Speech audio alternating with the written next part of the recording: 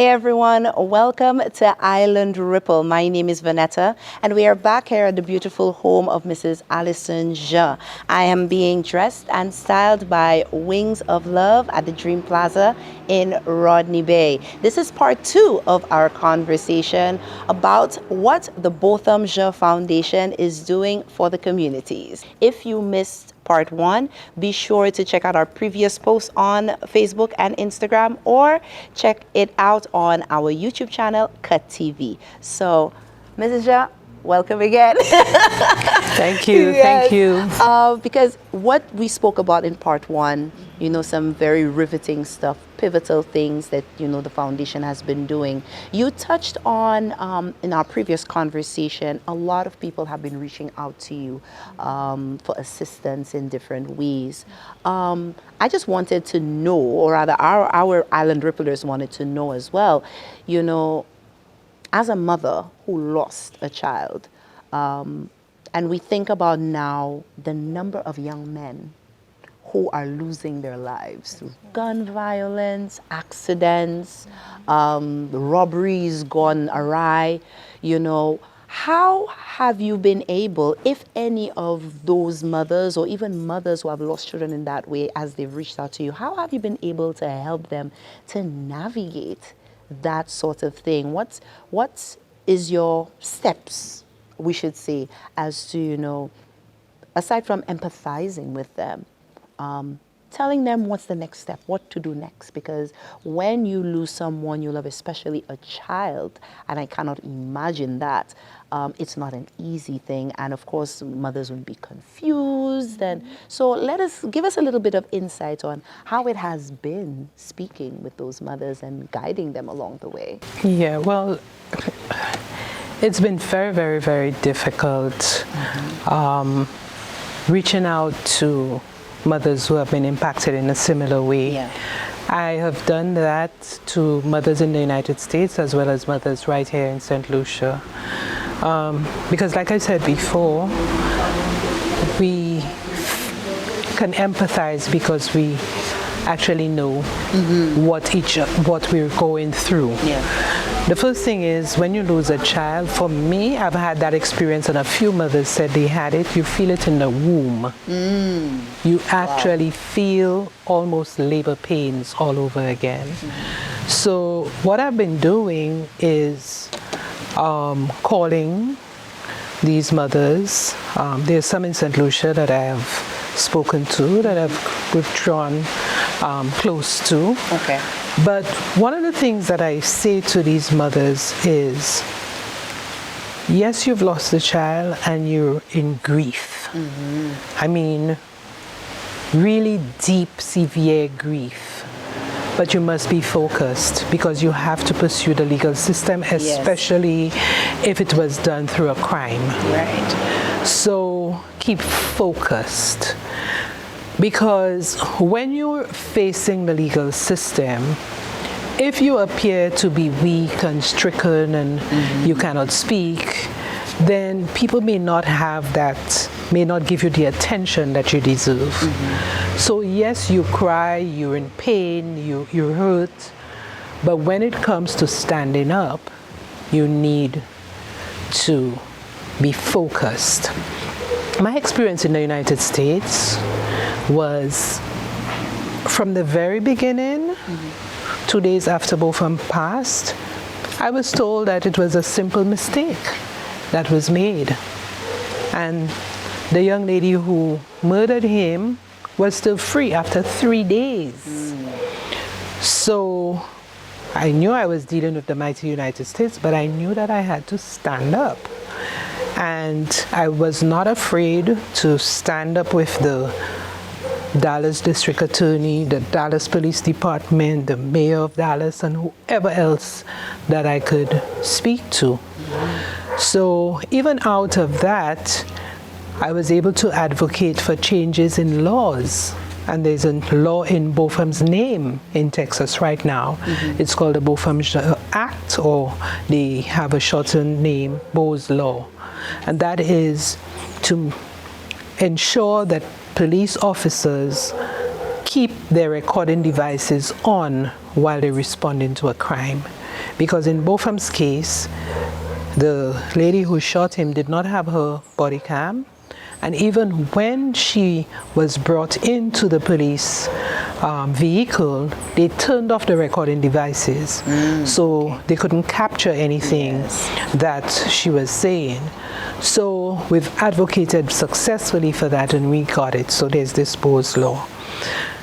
I can say from my experience in St. Lucia, it's a little different. I find the justice system in St. Lucia a little more difficult to deal with, and things are much slower. Yes, The wheels of justice turn a little slower here in St. Lucia. But that notwithstanding, my advice to my fellow mothers who have been so impacted is to remain focused. Another thing is, you have to know the difference between the prosecution side and the civil side. So if there's a crime, then the criminal justice system would take that crime to the courts. That's how you get justice. So in our case, the police department and the director of public prosecutions would be the ones prosecuting that crime. However, if there are recoveries by way of damages and so on, then you would need to have your own private attorneys, your civil attorneys, to pursue that leg. A lot of people get a misunderstanding of the two. Yeah, right. And believe that for every crime that you must get a lawyer immediately, because your civil lawyer does not pursue the criminal case. So these are the differences between the two. And I have been called by St. Lucians in the United States, or whose children were impacted in the United States, and I have been able to guide them, even by way of recommending attorneys to them in order that they could pursue it. So that the support is required for mothers, not only for the emotional side, Right. the comfort, the empathy, and so on, but you also need the legal administrative side, because an injustice has been done, and one would have to go through the proper channels to make whole, to recover from the pain and suffering that the family has suffered, what your loved ones suffered, and all of that. So it's very difficult. I cannot tell you that it was easy. It is 6 years since Bofam's death. In fact, this year is going to be 7 years. And my family has had to pursue this legal system, going up and down to the United States, perhaps every other month, being on Zoom calls, being on all sorts of things in order for us to get where we are. But we have to be focused, we have to be strong, we have to know exactly what we want and try our best to get it out of the system. That is very interesting, because I like what you said before. A lot of mothers do not understand the legal system, because the first thing they will say is, I can't afford a lawyer. That's right. And that's the first thing that comes out of their mouth, I can't afford a lawyer. So it's how can they now, since you have already started doing it, do you plan on making it something, more organized, a support group? I know you made mention in our first part of that, but are there any other plans or thoughts you may have had of having a more solidified, structured support group for him? Obviously, you'll not be able to handle it on your own because you're one person. But because I think it's really needed, especially not only in St. Lucia, but in the Caribbean as well, because a lot of things happen and mothers feel like their two arms are broken and they can't, they're helpless on that. So have you had any thoughts of actually structuring something like a support group for mothers, and maybe a guideline as to step 1, step 2, step 3, this is what you do, this is what you do? I haven't gone that far. Okay. I'm thinking of having the Circle of Mothers retreat, which is the first step.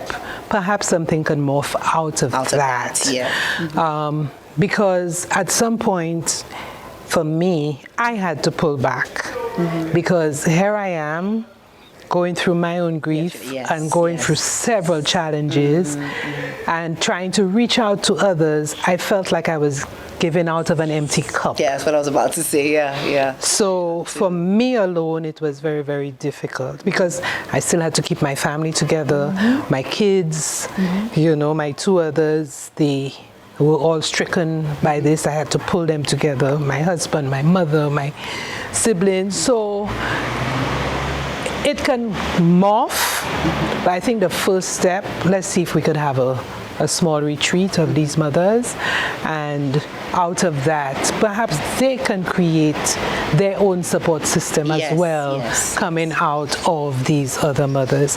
And I'll tell you, this has been at the back of my mind because a few weeks after Bofam's death, when I returned to St. Lucia, I got a call from some mothers who were similarly impacted, and they met with me, and during that time I was still crying and really in deep, deep grief. But reflecting now, it helped a lot. So I'm very grateful to the mothers of Zane and Zena who were killed in a car accident on the Grosley Highway. The mothers of Brandon and Bradley. And up to now, we, are still in touch. So the pain that we all suffered, we can relate to it. And that in itself provides that level of support. But I must also encourage mothers. I think we still treat therapy, counseling as taboo. Let me tell you, it can save you. It can save you from depression. It can save you from anxiety. Because these things can mess with your mind, with your mental health. Absolutely. So what I would like to see is an institution that could offer these services, sometimes free of charge, to these individuals. Because I had it, and I did counseling for an entire year after Bofam's death. And I could tell you that helped. I suffered with anxiety that I didn't even understand what it was. It was my daughter who pointed out to me that I was suffering from anxiety. Because I didn't know. I flew all over the world for my work, but suddenly I couldn't fly in a plane. I was always jumpy at every little turbulence, every little thing. As soon as they put on the seatbelt sign, I was trembling and so on. And she took me to the doctor and said to the doctor, she is suffering from anxiety. So all of these things are very important after one has lost a child, after one has been in, some sort of calamity, some situation. And the support system is extremely important in restoring that individual to who they were before. Yep, absolutely. So one more question. When we look at the state of St. Lucia right now and the challenges that we face in regards to gang-related crime and so many young men, losing their lives and even in accidents and whatnot, what if the foundation has thought of, what has the foundation thought of or thinking of, what's their part to play, or what do you think can be done to assist sensitization, going into those I won't say problem areas, but those really kind of tough areas with the young men. What do you think can be done, at least from the foundation standpoint, to help these young men to, change their minds and walk away from that crime, or even think twice of even doing something of that nature? We're doing it in a we're approaching that situation, but in a different way. Great stuff. Not the direct approach. So when we reach out to the Boys Training Center, these are youth who have been involved in something with the system that has caused them to be sent to the Boys Training Center. And so we provide support to them. We've provided psychologists to do training at the center for the employees there. We give monetary contributions so that the institution can provide social activities and so on for them. They have also participated in the BJS program, and last year most of the boys there did electrical installation, and based on what the manager of the center said, they were so excited about coming back and putting bulbs and saying that they could fix a switch, installing the bulbs and doing different things. So we're hoping that by exposure to these skills and opportunities, they would think twice about going back into society and committing the same crimes that they did. Also, again through that program, we have the girls from the New Beginning Transit Home as well, and they're exposed to these skills. And the general school population, this year we really wanted to have a second center in the south of the island, but like I said, it's difficult for us to fund it. We sought some grant funding, but just before I came here, I was told that we were not successful. So we will continue the Castries program this year because the foundation is committed to do it. But we're hoping that by equipping the young people with these skills, they will be focused in the positive direction and not fall into the situation of crime. So we may not go into the communities, but we're pulling the young people from all communities. We don't discriminate. We pull them from all communities and they get to do the program. Okay, great. All right. So much more to talk about, but we have run out of time. Mrs. Jah, thank you once again. You're welcome. And we at Island Ripple wish you all the best, all the support. And of course, you are welcome to be back, and we hope we're welcome back at your house. Absolutely. You're welcome anytime. Yes, in Carolee, so we can have a conversation again. But thank you so much. Most welcome. All right. So we have come to the end of this conversation, but the conversation is not finished. So make sure you follow us on Facebook and Instagram when you type in @IslandRipple, or subscribe to our YouTube channel, Cut TV. Remember, a little knowledge goes a long way, and we got a lot of knowledge today, right? Be sure to pass it on, because that's the ripple effect. I am Vanetta, and I will see you next time.